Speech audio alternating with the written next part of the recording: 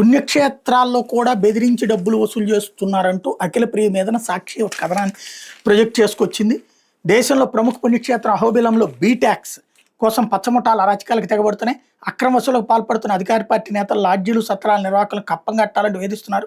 ముడుపుల కోసం 3 నెలలుగా అధికార యంత్రాంగంతో రకరకాలుగా బెదిరించిన దారికి రాకపోవడంతో అహోబిలంలో లాడ్జీలకు మంగళవారం తెల్లవారుజామున కరెంటు తొలగించారు. ఇదంతా ఆళ్లగడ్డ టీడీపీ ఎమ్మెల్యే భూమా అఖిలప్రియ భర్త భార్గవరావు రెడ్ బుక్ కొట్టలేని స్థానికులు అంటున్నారు. అహోబిలం క్షేత్రం పరిధిలో సొంత పట్టా పొలాలు లేవు. అయినప్పటికీ సుమారు 50 సంవత్సరాల క్రయ విక్రయాలు జరుగుతున్నాయి. అహోబిలంలో చిన్న పెద్ద లాడ్జీలు సత్రాలు కలిపి సుమారు 100 వరకు నిర్మించుకుని పలువురు వ్యాపారాలు చేసుకున్నారు. వీటి మీద కన్నేసిన అధికార పార్టీ ప్రజాప్రతినిధి బీటాక్స్ వసూలు బాధ్యతను వలస తమ్ముడు గుంటూరు సీనికి అప్పగించారు. తొలుత పంచాయతీ సెక్రటరీ ద్వారా లాడ్జీల నిర్వాహకులకు నోటీసులు ఇప్పించారు.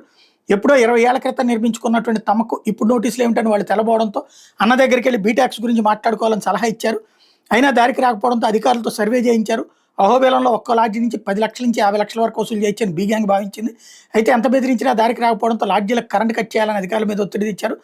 ఆందోళనకు గురైన లైన్మెన్ సెలవు మీద వెళ్ళిపోగా అధికారులు ఆళ్లగడ్డ నుంచి ప్రైవేట్ సిబ్బందిని రప్పించి 3-4 లాడ్జీలకు కరెంటు కట్ చేశారు. ఈలోగా తెల్లవారడం స్థానికులు తిరగబడడంతో విద్యుత్ అధికారులు జారుకున్నారు. 20 ఏళ్లుగా మీటర్లు ఏర్పాటు చేసుకుని ప్రతి నెలా సక్రమంగా బిల్లులు కడుతుంటే కనెక్షన్లు ఎలా తొలగిస్తారంటూ లాడ్జీల నిర్వాహకులు విద్యుత్ అధికారులు నిలదీశారు. అహోబిలంలో అనుమతులు లేకుండా లాడ్జీలు నిర్మించుకున్నారని, విద్యుత్ కనెక్షన్ కట్ చేయాలని పంచాయతీ సెక్రటరీ మాకు నోటీసులు ఇచ్చారు. దీని మీదనే ఉన్నతాధికారులు చర్చించి డిఈ ఆదేశాలతో కట్ చేశామంటూ ఏఈ వెంకటకృష్ణ చెప్పారట.